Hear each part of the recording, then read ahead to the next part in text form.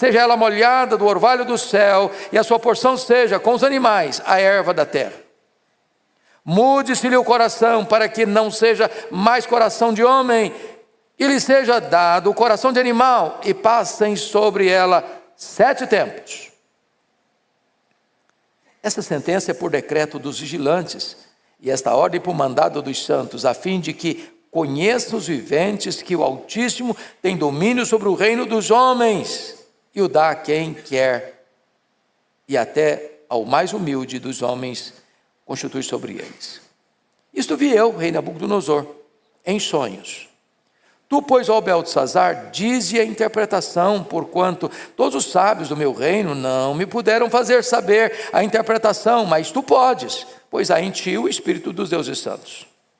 Então, Daniel, cujo nome era Beltesazar, esteve atônito por algum tempo, e os seus pensamentos o turbavam. Então lhe falou o rei e disse: Beltesazar, não te perturbe o sonho, nem a sua interpretação. Respondeu Beltesazar e disse: Senhor meu, o sonho seja contra os que te têm ódio, e a sua interpretação para os teus inimigos. A árvore que viste, que cresceu e se tornou forte, cuja altura chegou até o céu, e que foi vista por toda a terra, cuja folhagem era formosa e o seu fruto abundante, e em que para todos havia sustento, debaixo do qual os animais do campo achavam sombra, e em cujos ramos as aves do céu faziam morada, és tu, ó rei, que cresceste, e vieste a ser forte, a tua grandeza cresceu e chega até o céu, e o teu domínio até as extremidades da terra. Quanto ao que viu o rei, um vigilante, um santo, que descia do céu e que dizia: cortai a árvore, destruía, mas a cepa com as raízes deixai na terra, atada com cadeias de ferro e de bronze na erva do campo. Seja ela molhada do orvalho do céu, e a sua porção seja com os animais do campo, até que passem sobre ela 7 tempos. Esta é a interpretação, ó rei, e este é o decreto do Altíssimo, que virá contra o rei meu senhor. Serás expulso de entre os homens, e a tua morada será com os animais do campo, e dar-te-ão a comer ervas como aos bois, e serás molhado do orvalho do céu, e passar-se-ão 7 tempos por cima de ti, até que conheças que o Altíssimo tem domínio sobre o reino dos homens e o dá a quem quer. Quanto ao que foi dito, que se deixassem a cepa da árvore com as suas raízes, o teu reino tornará a ser teu, depois que tiveres conhecido que o céu domina. Portanto, ó rei, aceita o meu conselho e põe termo pela justiça em teus pecados e às tuas iniquidades, usando de misericórdia para com os pobres, e talvez se prolongue a tua tranquilidade. Todas essas coisas sobrevieram ao rei Nabucodonosor. Ao cabo de 12 meses, ou seja, de 1 ano, passeando sobre o palácio real da cidade da Babilônia, falou o rei e disse: não é esta a grande Babilônia que eu edifiquei para a casa real, com o meu grandioso poder e para a glória da minha majestade? Falava ainda o rei, quando desceu uma voz do céu: a ti se diz, ó rei Nabucodonosor, já passou de ti o reino, serás expulso de entre os homens, e a tua morada será com os animais do campo, e far-te-ão comer ervas como os bois, e passar-se-ão 7 tempos por cima de ti, até que aprendas que o Altíssimo tem domínio sobre o reino dos homens e o dá a quem quer. No mesmo instante, se cumpriu a palavra sobre Nabucodonosor, e foi expulso de entre os homens, e passou a comer erva como os bois. O seu corpo foi molhado do orvalho do céu, até que lhe cresceram os cabelos como as penas da águia, e as suas unhas como as das aves. Mas ao fim daqueles dias, eu, Nabucodonosor, levantei os olhos ao céu, tornou-me a vir o entendimento, e eu bendisse o Altíssimo, e louvei e glorifiquei ao que vive para sempre, cujo domínio é sempre eterno, e cujo reino é de geração em geração. Todos os moradores da terra são por ele reputados em nada, E segundo a sua vontade, ele opera com o exército do céu e os moradores da terra. Não há quem lhe possa deter a mão, nem lhe dizer: que fazes? Tão logo me tornou a vir o entendimento, também para a dignidade do meu reino, tornou-me a vir a minha majestade e o meu esplendor. Buscaram-me os meus conselheiros e os meus grandes, fui restabelecido no meu reino, e a mim se me ajuntou extraordinária grandeza. Agora, pois, eu, Nabucodonosor, louvo, exalço e glorifico ao Rei do céu, porque todas as suas obras são verdadeiras e os seus caminhos justos, e pode humilhar aos que andam na soberba. Bom, eu quero agora tratar da conversão do homem mais poderoso do mundo de sua época. A graça de Deus, meus irmãos, é soberana. Esse texto é clássico para mostrar isso. O chamado de Deus é irresistível. Aqui Deus está movendo os céus. Aqui Deus está movendo a terra para levar um homem soberbo, arrogante, à conversão. Esse livro, e mormente este capítulo, retratam de maneira eloquente, incontornável, irrefutável, a soberania de Deus na história, revelando que o reino de Deus é um reino que está sobre todos os outros reinos, e Deus é soberano, e Ele é quem chama para a salvação a quem Ele quer. Eu peço a sua gentileza para olhar 3 repetições no texto. E as 3 repetições retratam a mesma coisa. Primeiramente, no sonho de Nabucodonosor, versículo 10. Veja comigo, por gentileza, aliás, versículo 17, no sonho dele. Olha o que está escrito: a fim de que conheça os viventes que o Altíssimo tem domínio sobre o reino dos homens. Qual o propósito? A fim de que o reino dos homens saiba que o Altíssimo tem domínio sobre o reino de todos os homens. Agora, depois do sonho, olha em segundo lugar, na interpretação de Daniel. Versículo 25, parte B. Até que conheças que o Altíssimo tem domínio sobre o reino dos homens e o dá a quem quer. Agora vamos ver em terceiro lugar o fato ocorrendo. Versículo 32. Até que aprendas que o Altíssimo tem domínio sobre o reino dos homens e o dá a quem quer. Deus está mostrando o quê? Que Ele é soberano, que Ele governa, que Ele domina, que Ele controla, e que Ele está lutando para levar um homem à salvação. Então eu gostaria de partilhar algumas lições do texto. Primeira lição: as iniciativas de Deus para alcançar este homem.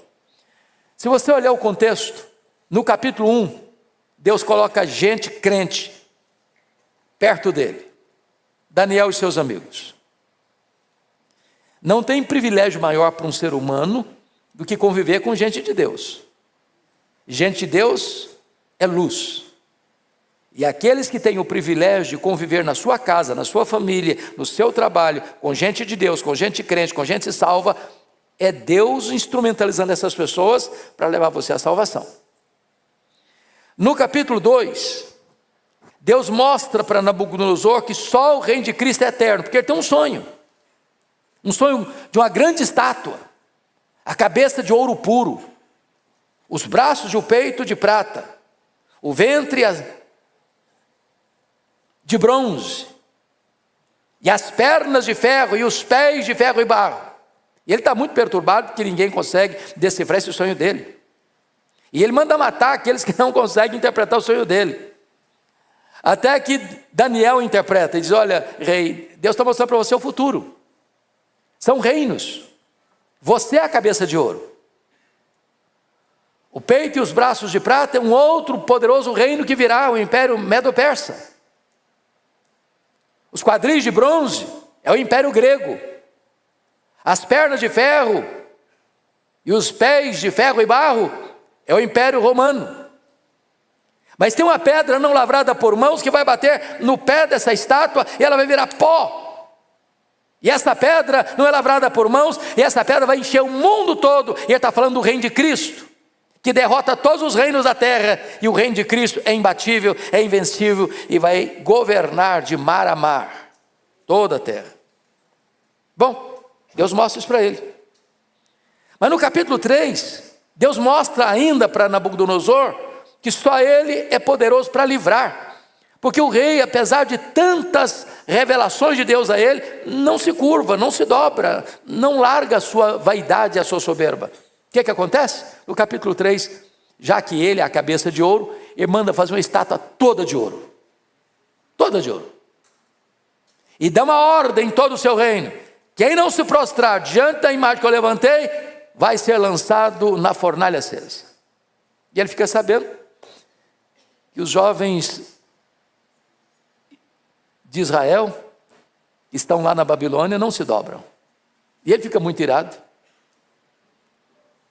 E ele diz: quem vai poder livrar vocês da minha mão? E os jovens responderam: ô rei, quanto a isso nós não vamos responder o senhor não. Se Deus quiser nos livrar, tem poder para livrar. Se Deus não quiser nos livrar, nós estamos prontos a morrer, mas não estamos prontos a pecar.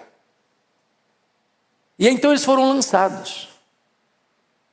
E diz a Bíblia que eles caminhavam pela fornalha, e tinha um quarto homem caminhando com eles, e o fogo só queimou as amarras, mas não tostou um fio de cabelo. E agora ele olha essa cena e reconhece uma coisa, e baixa um decreto, que ninguém podia buscar outro Deus a não ser o Deus desses moços, que era o Deus que tinha poder para livrar. Mas apesar de tudo isso, ele não muda de vida ainda. E agora vem o capítulo 4. E o que acontece nesse capítulo 4? Diz a Bíblia que Deus retrata para ele que o reino dele é o reino que domina sobre todos os reinos. E agora ele tem um sonho de novo. O homem era sonhador. E os sonhos dele só traziam perturbação para ele. E agora o sonho que ele tem é de uma árvore muito grande, que chegava aos céus, que era vista em toda a terra, que a folhagem era luxuriante, que os frutos eram abundantes, que todo ser vivente se alimentava dessa árvore, que os animais do campo e as aves dos céus encontravam sombra e abrigo nesta árvore. E agora, quando ele sonha, vem uma voz do céu, com uma ordem expressa: cortai, derriçai essa árvore, expulsai as aves, os animais, mas deixa a cepa, corta e deixa o tronco lá na terra, com as raízes lá, porque virá o orvalho, e essa árvore vai brotar de novo. E ele ficou perturbado, que ninguém sabia decifrar o sonho para ele. É um sonho perturbador. Então, diz a Bíblia que Daniel é introduzido ao palácio, e o rei conta o sonho. Daniel se turba. Se turba não porque não sabe, se turba porque o rei vai ter que escutar palavras muito duras. O cara tão soberbo, tão arrogante. Então Daniel diz: olha, o negócio é o seguinte, essa árvore é o Senhor. E tem outra coisa: o Senhor vai perder o reino. E tem outra coisa: Deus vai te levar para o pasto, não para comer com os bois, para comer como os bois. Você vai virar bicho, vai virar animal. Seu corpo, os pelos vão crescer como penas de águia. As suas unhas esmaltadas e bonitas vão virar garras de aves. Deus vai te dar um coração de bicho, de animal.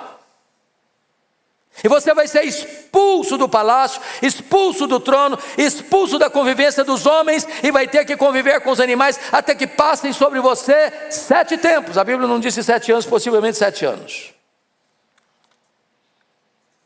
O que aconteceu? Exatamente o que foi profetizado. O Nabucodonosor vai pastar. Vai ser um bicho, vai ser um animal. Vai comer capim, igual os bois. Agora notem comigo, a soberania de Deus é na vida desse homem para levá-lo à salvação, a paciência de Deus. Veja o verso 29 comigo, por gentileza. Porque ele escuta isso. Veja bem, esse homem, o que ele tinha que fazer? Eu escutar isso. Deus, tem misericórdia de mim. Oh Deus, me perdoe. Oh Deus, eu me arrependo. Oh Deus, eu sei que eu sou orgulhoso, mas eu me curvo. Eu sei que o Senhor manda em todos os reinos. Então Deus, eu me arrependo, eu confesso que eu sou um pecador. Tem misericórdia de mim? Não, não foi o que ele fez, não. Depois da interpretação desse sonho, passaram-se quanto tempo? 12 meses. 1 ano. Por que passou 1 ano? É Deus dando uma chance para ele. Deus sendo paciente com ele. Deus esperando o arrependimento dele. Deus aguardando o quebrantamento dele. Passou 1 ano e a vida dele não mudou.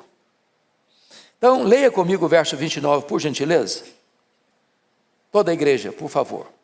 Ao cabo de 12 meses, passeando sobre o palácio da cidade da Babilônia. Até aqui. Ô, gente, o camarada está debaixo da espada do juízo, da sentença de Deus. E ele está lá, tranquilo, passeando no palácio. Bom, essa mensagem é para você, para mim, para nós. Às vezes nós temos uma tranquilidade perigosa. Às vezes você está na iminência do juízo e está aí tranquilo. Está passeando, está curtindo a vida, está bebendo as taças dos prazeres. A sua vida está correndo um risco perigosíssimo, eterno, e você está numa boa. Foi isso que aconteceu no dilúvio. Noé pregava, 120 anos.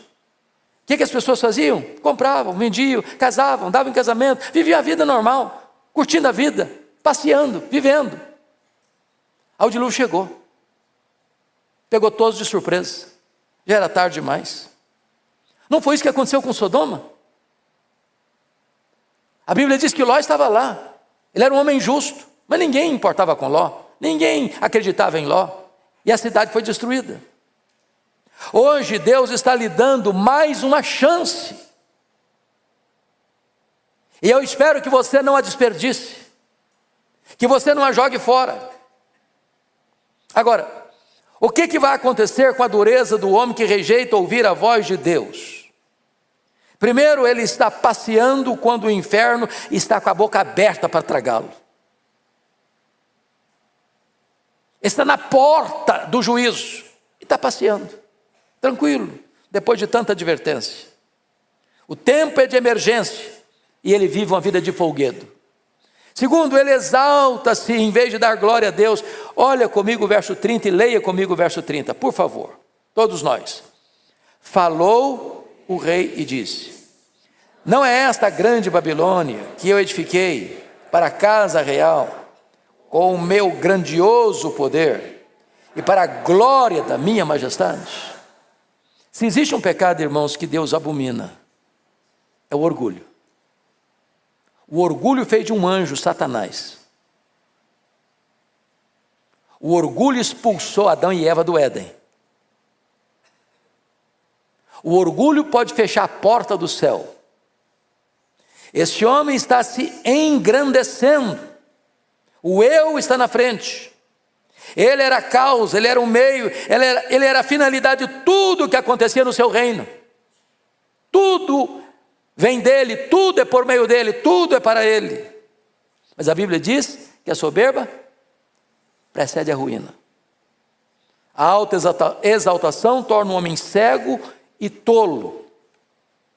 Portanto, a prosperidade dele, a riqueza dele, a glória dele, a magnificência da Babilônia não podia livrá-lo. Vale destacar que a Babilônia, nessas alturas, é a cidade mais rica, mais pomposa, mais bela, mais esplêndida, mais poderosa do mundo. Para vocês terem uma ideia, essa cidade tinha muralhas tão altas e tão largas, que uma carruagem podia correr em cima da muralha. Eram mais de 100 quilômetros de muralhas, com torres, com vigias. Lá ficavam os jardins suspensos da Babilônia, das 7 maravilhas do mundo antigo. Era uma cidade rica, cheia de ouro, de fartura, de riqueza, de pompa, de luxo. Mas essa cidade haveria de cair. O rei haveria de cair. E ele está soberbamente engrandecendo a si mesmo. Mas mais. O que acontece? A humilhação deste homem penitente. Preste atenção nisso. Deus feriu Jacó para não perdê-lo para sempre. Deus faz esse rei pastar para ele não ir para o inferno. Deus vai às últimas consequências para salvar este homem. Então vamos ver o que acontece? Versículo 31, a humilhação dele vem do céu. Falava ainda o rei quando desceu uma voz do céu. No mesmo instante da soberba, Deus intervém. E a voz que vem não é dos homens, a voz que vem não é da terra, a voz que vem procede do céu. É a trombeta do juízo. Então preste atenção nisso. Cuidado para você não brincar com as oportunidades. Cuidado para você não adiar a decisão que você já devia ter tomado. Cuidado para você não viver tranquilamente, estando em grande perigo. Agora veja você que essa voz não só vem do céu, ela é repentina. Versículo 33, no mesmo instante se cumpriu a palavra sobre Nabucodonosor. Não só vem do céu, mas é repentina, é imediata. Os 12 meses de tolerância acabaram. A paciência se esgotou. O tempo da decisão já não tem mais. Agora é o juízo, agora é a disciplina de Deus. Mas se você perceber, ela é terrível também, porque o texto diz que Deus tirou a sanidade mental do rei. Ele ficou louco. Ele passou a pensar, a sentir, a agir como um animal. Você já pensou o que é isso? O rei com toda a sua glória. Agora está lá no meio do pasto, pastando com os bois, e pastando não só com os bois, mas como os bois. Você já imaginou o que é um homem ter seus cabelos, seus pelos virando penas? O que é os homens com as unhas tão bem cuidadas, agora ele tem garras? Você já imaginou o que é um homem não tem uma casa para voltar, não tem uma cama para dormir, mas ele dorme lá no meio dos bois? O corpo dele não é coberto por lençóis de fio egípcio, o corpo dele é coberto pelo orvalho da noite. É terrível. Ele vivia como um animal no campo. O homem mais poderoso da terra. Mas mais. A humilhação é irremediável. Porque se você perceber, existe uma sentença no verso 32. Até que aprendas que o Altíssimo tem domínio sobre o reino dos homens e o dá a quem quer. Em outras palavras, não tem ninguém que possa mudar esse diagnóstico. Não tem ninguém que possa livrar você dessa doença. Não tem ninguém que possa trazer sanidade para a sua cabeça, inteligência para a sua mente. Não tem ninguém, até que o processo vai ter que ser concluído. Portanto, é irremediável. Mas mais do que isso, louvado seja Deus, é proposital. Proposital. Em outras palavras, Deus está aplicando um golpe muito duro e muito profundo e muito grave, mas com uma boa intenção, com um bom propósito. Não é destruí-lo, é salvá-lo. Não é mandá-lo para o inferno, é tirá-lo de lá. Não é arruinar com a vida dele, é salvar a vida dele.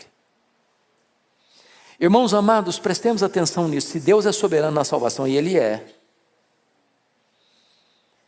e se Deus chama e chama eficazmente, quanto mais você resiste, mais a dose vai pegar para cima de você. Tem hora que o remédio vai ter que ser amargo. Deus fere o cara para não perdê-lo. Deus torna o camarada insano para dar a ele o equilíbrio das verdades eternas.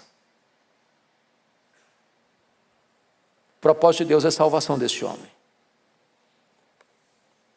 Porque Deus não dá essa chance para todo mundo, não. Para o Belsazar, capítulo 5, não teve essa chance. Ele foi fulminado no ato do pecado dele. Deus não deu essa chance para Herodes Agripa I. Ele foi comido de vermes, enquanto ele se engrandecia. Deus está dando essa oportunidade para Nabucodonosor, que Deus é soberano na eleição, na salvação, no processo da salvação. É Ele quem faz. Então não queira resistir a Deus. Não queira resistir a Deus. Mas aí vem a conversão dele. E eu acho maravilhoso o que está escrito no verso 34, por favor, leia comigo. Todos juntos. Mas, ao fim daqueles dias, eu, Nabucodonosor, levantei os olhos ao céu, tornou-me a vir o entendimento, e eu bendisse o Altíssimo, e louvei, e glorifiquei ao que vive para sempre, cujo domínio é sempre eterno, e cujo reino é de geração em geração. Preste atenção nisso. Quem deu o entendimento para ele de novo foi Deus. Sabe o que ele está dizendo? O homem que resiste a Deus está louco. O homem que desperdiça a graça está louco. O homem que não glorifica Deus está louco. Quando o homem se volta para Deus, é a mesma coisa dizer que voltou para ele o entendimento. E quando o homem tem o entendimento claro, quando o diabo que cegou o entendimento dos incrédulos, essa venda é tirada dos olhos, o homem entende, então a primeira coisa dele é glorificar Deus, é voltar-se para Deus, é render-se a Deus. E agora diz a Escritura que esse homem tem uma experiência de conversão, de volta para Deus. Meus irmãos, tem hora que Deus aplica uma disciplina mais severa, como aconteceu com Manassés também. Lembra disso? Aquele monstro mandou serrar o profeta Isaías ao meio, que encheu Jerusalém de sangue, que adorou as imagens, os ídolos, era feiticeiro, era astrólogo, consultava feiticeiros, não queria ouvir a voz de Deus, perseguiu os profetas de Deus. Deus prendeu o cara com um gancho, um anzol, botou ele numa gaiola, levou ele cativo, e só então ele se quebrantou. Eu espero que a doce voz do Espírito Santo seja suficiente para você se render. Que você não espere um tratamento severo de Deus por causa da sua rebeldia, por causa da dureza do seu coração, da sua resistência. Qual a evidência que esse homem agora é convertido? Primeiro, versículo 34, ele glorifica a Deus. Levantei os olhos ao céu, tornou-me a vir o entendimento, e eu bendisse o Altíssimo, e louvei e glorifiquei ao que vive para sempre. Eu começo a glorificar a Deus. Você quer saber se o cara é convertido? Veja se ele está glorificando a Deus, não mais a ele mesmo, não mais exaltando a si, mas exaltando a Deus. Segunda evidência, ele confessa a soberania de Deus no verso 35. Você pode ler o 35 comigo? Toda a igreja, vamos lá? Todos os moradores da terra são por ele reputados em nada. Segundo a sua vontade, ele opera com o exército do céu e os moradores da terra. Não há quem lhe possa deter a mão, nem lhe dizer, que fazes? Este homem era o homem mais poderoso da terra. Você sabe que a característica do Império Babilônico era diferente do Império Medo-Persa. No Império Medo-Persa o poder era descentralizado. No Império Babilônico não, tudo estava concentrado na mão do rei, ele era a própria lei. Mas agora esse homem compreende uma coisa, não, quem manda mesmo é Deus. Quando Deus toma uma decisão, ninguém pode frustrá-la, ninguém pode mudá-la. Esse Deus controla tudo, não há quem possa deter a sua mão. Ele reconhece a soberania de Deus. Mas mais do que isso, em terceiro lugar, ele dá o seu testemunho de conversão no verso 36. Leia comigo, por favor, 36. Tão logo me tornou a vir o entendimento, também para a dignidade do meu reino, tornou-me a vir a minha majestade e o meu esplendor, buscaram-me os meus conselheiros e os meus grandes, fui restabelecido no meu reino, e a mim se me ajuntou extraordinária grandeza. Sabe o que ele está dizendo? Esse Deus que salva é também o Deus que restaura. É o Deus que restaura. Agora ele aprendeu que quem domina é Deus, que quem governa é Deus. Agora Deus está dizendo o seguinte, agora eu vou restituir você à sua posição anterior. Porque agora você vai entender uma coisa, você é rei de reis, mas eu sou o rei supremo. Agora você vai estar debaixo da minha autoridade. Ele dá esse testemunho. Mas finalmente, confira comigo, ele adora Deus. Versículo 37, por favor, leia comigo. Toda a igreja. Agora, pois, eu, Nabucodonosor, louvo, exalto e glorifico ao Rei do céu, porque todas as suas obras são verdadeiras e os seus caminhos justos, e pode humilhar aos que andam na soberba.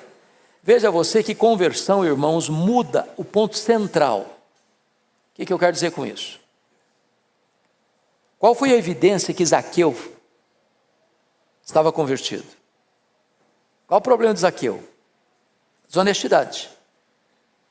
Pegar dinheiro que não era dele. Se aproveitar da situação. Qual foi a evidência que ele está convertido? Resolvo dar metade dos meus bens. Cara avarento, usura, agora tem a mão aberta. E resolvo mais, restituir, quadruplicadamente, a quem eu defraudei. Isso é uma evidência de conversão. Qual era o problema do Nabucodonosor? Orgulho, soberba. No testemunho dele, o que ele está dizendo? Versículo final. Deus pode fazer o quê? Humilhar aos que andam na soberba. Esse cara compreende que agora o caminho é o caminho da humildade. E agora ele não é mais soberbo, ele é humilde. Isso é prova da conversão dele. Então, vamos concluir com 3 aplicações. Primeiro, se Nabucodonosor foi convertido, tem esperança para as pessoas, tem não? Você conhece alguém que você acha difícil? Esse aqui, sei não. Ih, não, esse aqui está demais. Já foi longe demais. Você tem alguém na sua família assim, complicadinho, difícil assim? Eu tenho na minha. Primeira aplicação então. Nunca desista da conversão dessa pessoa que você acha difícil. Nunca. Se Deus foi capaz de tirar um rei poderoso do trono dele e botar o cara pastando como os bois e com os bois, Deus pode mudar o coração dessa pessoa. Continue orando por ela, continue falando de Jesus para ela, continue testemunhando para ela. Então eu quero encorajar você a crer na conversão do ateu, na conversão do agnóstico, na conversão do cínico, na conversão do apático, na conversão do blasfemo, na conversão do feiticeiro, na conversão do idólatra, na conversão do viciado, na conversão da prostituta, na conversão do drogado, na conversão do assassino, na conversão do presidiário, na conversão do político, na conversão do universitário, na conversão do patrão, na conversão do cônjuge, na conversão dos filhos, na conversão dos pais. Creia e evangelize, porque o evangelho é o poder de Deus para a salvação de todo aquele que crê. Segunda aplicação. Agora é mais pessoal. E eu não conheço todos vocês, não conheço a história íntima de todos vocês. Então a aplicação é esta: a razão porque você ainda, talvez, ainda não esteja convertido, é porque você ainda não está suficientemente quebrantado. Enquanto tiver uma nesgazinha de soberba aí, não tem conversão. Ou você se rende, ou você vai ser quebrado. É arrepender e viver, ou não se arrepender e morrer. Não tem meio termo. Saulo de Tarso foi convertido com toda a arrogância que ele tinha, quando Jesus jogou no chão.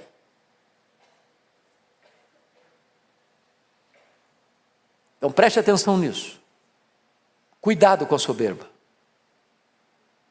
Se você ainda não está salvo, quem sabe é porque você ainda não está suficientemente quebrantado. Agora, o terceiro ponto é mais complexo ainda. Quem reluta em se prostrar,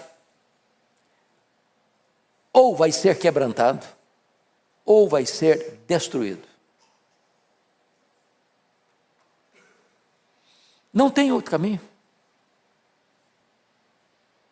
Deus poderia tornar qualquer pessoa louca.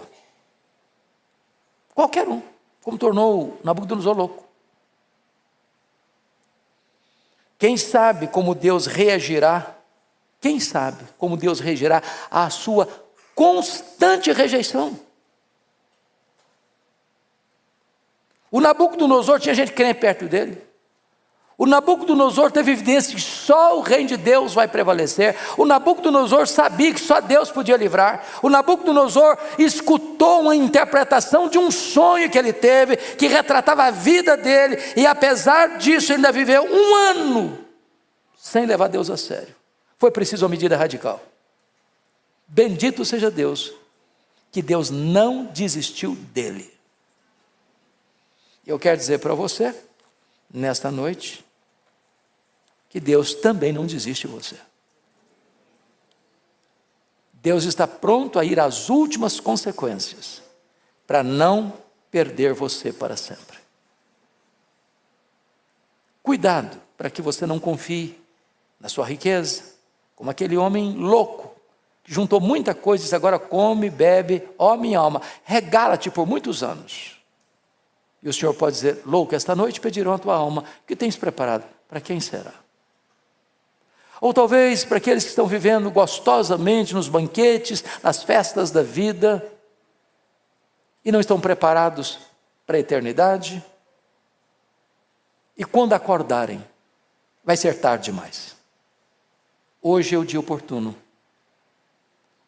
Hoje é o dia da salvação. Feche os seus olhos por um instante. Vamos orar.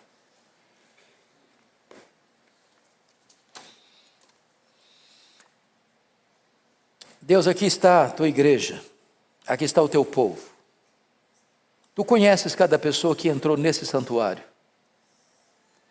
Tu conheces cada pessoa que está em casa agora assistindo, ou em qualquer outro lugar, mas assistindo essa mensagem. Só tu conheces aqueles que te pertencem. Nós não temos essa capacidade de saber quem nesta noite aqui está salvo e quem ainda não está.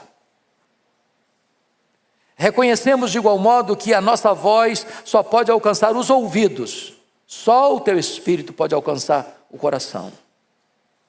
Então, Deus, não permita que nesta noite ninguém saia daqui sem confrontar sua própria alma, sem fazer um check-up do seu próprio espírito. Não permita que ninguém saia daqui, meu Deus, sem uma decisão de entrega incondicional da sua vida ao Senhor Jesus. Para que haja salvação nesta casa, para que haja festa no céu, para que haja glória ao teu nome, para que haja edificação da tua igreja. Toma-nos em tuas mãos nesta noite e exalta o teu próprio nome, em nome de Jesus. Amém.